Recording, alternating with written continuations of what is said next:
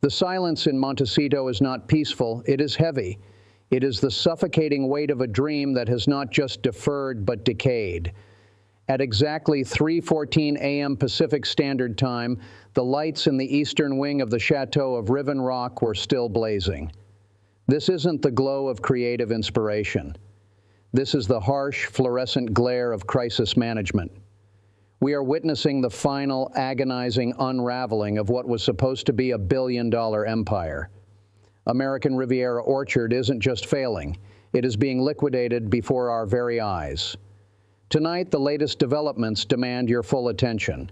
We have received intelligence regarding a series of encrypted calls made between 11 p.m. and 2:00 a.m. last night, calls that signal the absolute erasure of the Sussex brand as a commercial entity. The jams, the linens, the rose wine, it's all gone. And the fallout is going to be nuclear. Before we step into the wreckage, hit that subscribe button and turn on notifications. You need to be here as this story breaks, because the mainstream media is too afraid to touch the financial reality of what is happening in California. And I have a question for you tonight, one that I want you to answer in the comments right now. Do you believe American Riviera Orchard was ever a real business, or was it a desperate hollow shell designed to keep the wolves at the door? Drop your answer below, scam or tragedy. I'm reading every single one. Let's reconstruct the last 72 hours, because to understand the panic gripping the Sussex household tonight, you have to understand the timeline of the collapse. It began on Friday at 4:45 p.m., the traditional news dump slot, when a courier from the United States Patent and Trademark Office arrived at the oversized gates of the Montecito estate. This wasn't a standard query.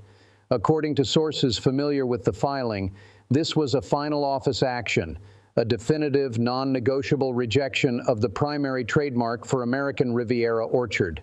The reason? Confusion with existing commercial entities and a failure to demonstrate bona fide intent to use in commerce. In layman's terms, the government is saying, you have no product, you have no business, and you cannot own this name. Witnesses described a scene of absolute icy stillness as the document was read. Meghan was reportedly seen pacing the limestone terrace, a phone pressed to her ear, her knuckles white, her voice barely rising above a whisper but trembling with a suppressed, volcanic fury. This wasn't just a legal hurdle, it was an existential threat. Without the trademark, the inventory, thousands of units of branded home goods reportedly sitting in a Santa Barbara logistics warehouse is worthless. It is dead stock. By Saturday morning, 8 a.m., the crisis had metastasized. Insiders report that the CEO of the operation, a heavy hitter recruited from the luxury fashion world, tendered their resignation via a secure digital channel. They didn't even come to the house. The resignation letter, sources allege, contained the phrase, untenable reputational risk. That is corporate speak for, I am fleeing a sinking ship before I drown. Harry was seen shortly after at 9:12 a.m. walking the perimeter of the property near the chicken coop. He wasn't tending to the animals. He was staring blankly at the Pacific Ocean, a man entirely alone in his own fortress.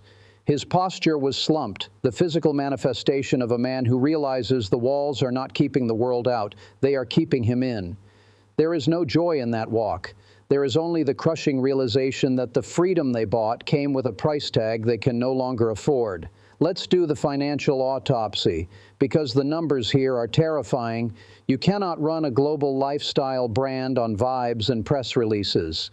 The burn rate for American Riviera Orchard has been estimated by forensic accountants at roughly $82,000 per month on legal retainers, graphic design, web hosting, and the retention of a shadow staff of PR fixers. That is nearly $1 million a year for a company that has sold $0 worth of product. Add to this the production costs.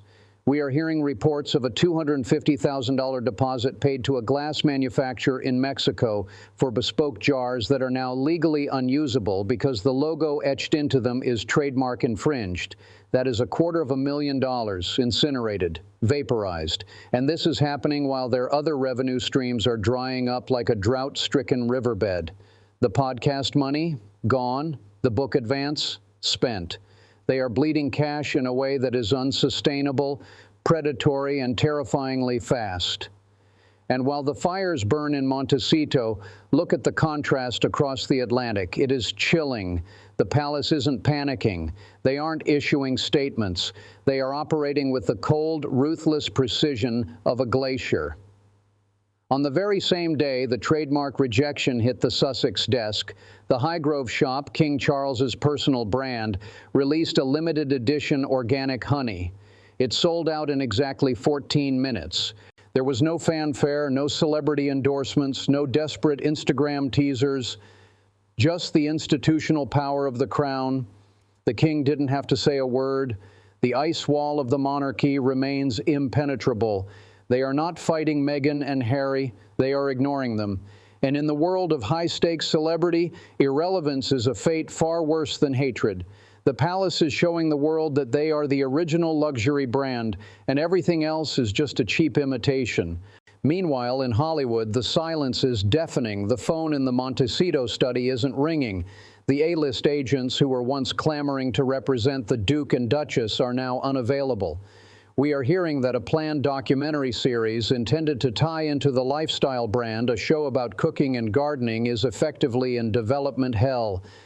Netflix, the one giant still tethered to them, is reportedly demanding to see a pilot, a product, anything tangible before releasing the next tranche of funding.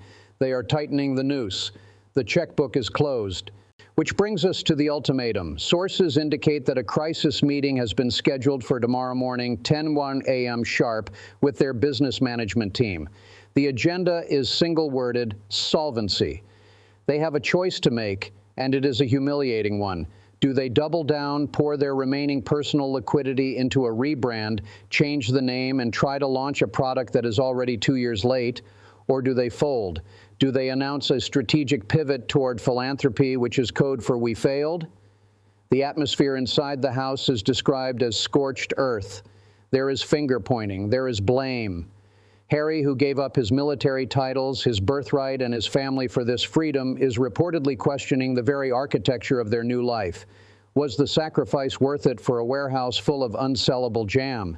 Is this the legacy of a prince of the realm? To be a failed merchant of dry goods? The tragedy here is not just financial, it is a tragedy of identity.